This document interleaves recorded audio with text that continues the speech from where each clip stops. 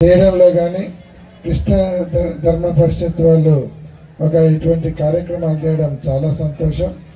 ఇందాక లాస్ట్లో ఒక మాట చెప్పారు, హిందూ ముస్లిం సిక్ అందరం కూడా కలిసిమెలిసి ఉండేటువంటి దేశం ఇది, మనం కొట్లాడుకోకూడదని. మన దేశానికి ఉండేటువంటి గొప్పతనమే అది. ఎందుకంటే ప్రపంచంలో ఇన్ని భిన్నమైనటువంటి భాషలు, ఇన్ని భిన్నమైనటువంటి సంస్కృతులు, ఇన్ని భిన్నమైనటువంటి ఆచారాలు ఉన్నటువంటి దేశము ఒక్క భారతదేశమే. కానీ అందరూ కలిసిమెలిసి ఉండడం నుండి ప్రపంచంలోనే 4వ స్థానము 5వ స్థానంలోకి భారతదేశం పోయిందంటే అది మన ఒక గొప్పతనం. ఆ గొప్పతనాన్ని నిలబెట్టుకోవాల్సినటువంటి అవసరం ఎంతైనా ఉంది. ఇప్పటికైనా మనం ఇటువంటి సంస్కృతి సాంప్రదాయాలను ప్రజలలోకి తీసుకుపోవడానికి, మన పూర్వీకులు ఇచ్చినటువంటి అనుభవాన్ని మన పిల్లలకు నేర్పించే దాంట్లో మనం వాళ్ళందరినీ కూడా ఒక చక్కటి మార్గంలో నడిపించేదానికి ముఖ్యంగా తల్లిదండ్రులు ప్రయత్నం చేయాలి. ఈరోజు ఇంత మంచి కార్యక్రమాన్ని ఏర్పాటు చేసినటువంటి కృష్ణ ధర్మ పరిషత్ వారిని మరొక్కసారి మనస్ఫూర్తిగా అభినందిస్తూ, అలాగే ఫౌండర్ ప్రెసిడెంట్ అభిషేక్ గారిని కూడా మనస్ఫూర్తిగా అభినందిస్తూ సెలవు తీసుకుంటున్నాను. జై హింద్.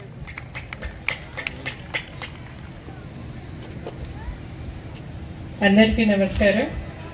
ఈరోజు మన కర్నూలు పట్టణంలో ఉగాది ఉత్సవాలను కృష్ణ ధర్మ పరిషత్ వారి ఆధ్వర్యంలో నిర్వహించడం చాలా సంతోషంగా ఉంది.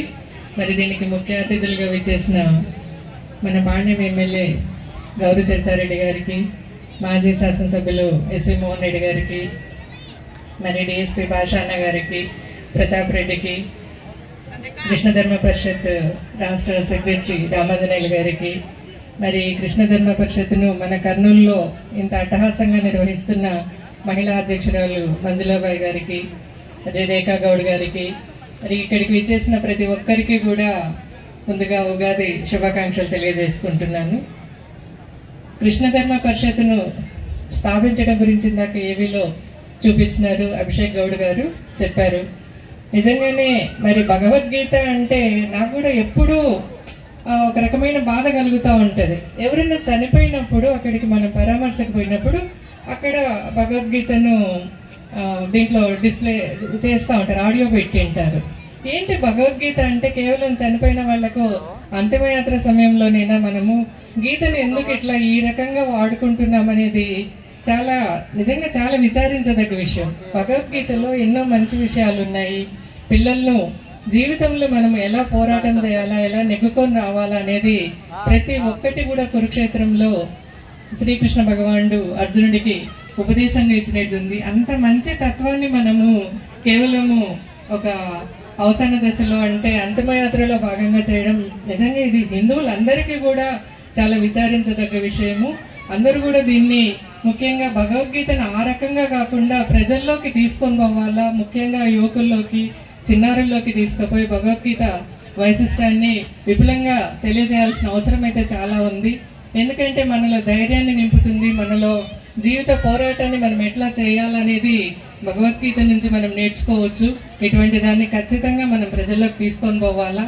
అంతేకాకుండా హిందూ ధర్మ వైశిష్యాన్ని, మరి ముఖ్యంగా 500 సంవత్సరాల హిందువుల కళ అయోధ్య రామ మందిర నిర్మాణం ఈరోజు ఇప్పుడు మనమున్న ఈ టైంలో పూర్తి చేసుకోవడం నిజంగా హిందువులుగా మనకందరికి కూడా గర్వకారణము. అటువంటి అయోధ్యను ప్రతి హిందువు కూడా చూడాల్సిన ఒక జీవిత కళ అన్నమాట అది అందరికీ. మరి ఆ కళను అందరికీ చేరువ చేస్తున్న ఈ కృష్ణ ధర్మ పరిషత్ సభ్యులకు నిజంగా ధన్యవాదాలు తెలియజేసుకుంటున్నాను. 5 లక్షల మంది హిందువులను ఈ 5 సంవత్సరాల్లో అయోధ్యకు తీసుకొని పోతాము అని చెప్పడం నిజంగా చాలా సంతోషించదగ్గ విషయము. ప్రతి ఒక్క హిందువు కూడా దానికోసం ఎదురు చూస్తున్నారు. ఇట్లాగే మంచి కార్యక్రమాలు చేస్తూ చిన్నారుల్లో, యువతలో, ముఖ్యంగా ప్రతి ఒక్కరిలో కూడా హిందూ ధర్మాన్ని గురించి వాళ్లకు బోధిస్తూ వాళ్లను ఆ రకంగా ముందుకు తీసుకొని పోవడానికి కృషి చేస్తున్న అభిషేక్ గౌడ్ గారిని, మరి వారి మిత్ర బృందాన్ని, మరి కృష్ణ ధర్మ పరిషత్ సభ్యులను అందరినీ కూడా అభినందిస్తా ఉన్నాను. దీనికి మనమందరము కూడా చేయూతనియాలని చెప్పని ప్రతి ఒక్కరిని కూడా నేను కోరుకుంటున్నాను.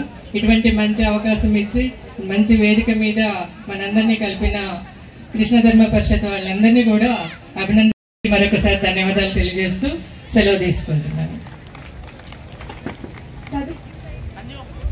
తదుపరి జనసేన పార్టీ రాష్ట్ర మహిళా సాధికారత చైర్మన్ ఎమిగనూరు నియోజకవర్గ ఇన్ఛార్జ్ రేఖా గౌర్ గారిని మాట్లాడవలసిందిగా కోరుతున్నాను. అందరికీ నమస్కారం.